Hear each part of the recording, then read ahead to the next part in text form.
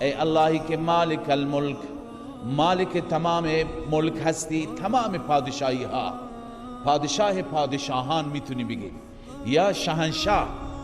شاهنشاه به انسان ها گفتن درست نیست، چون که شاهنشاه معنیش هست مالک الملک.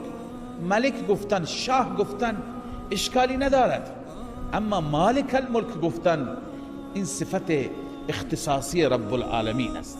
اگر کسی را ملک بگویند معنی شاه، پادشاه. به صورت مجازی بله پادشاه است، چند روزی قدرت به دست او هست، امر و نهی می کند. اما شاه شاهان که همون در فارسی من شاهنشاه میشه و در عربی مالک الملک میشه، این صفت به صورت مجازی هم برای کسی صدق نمی کند. این صفت مالک حقیقی هست.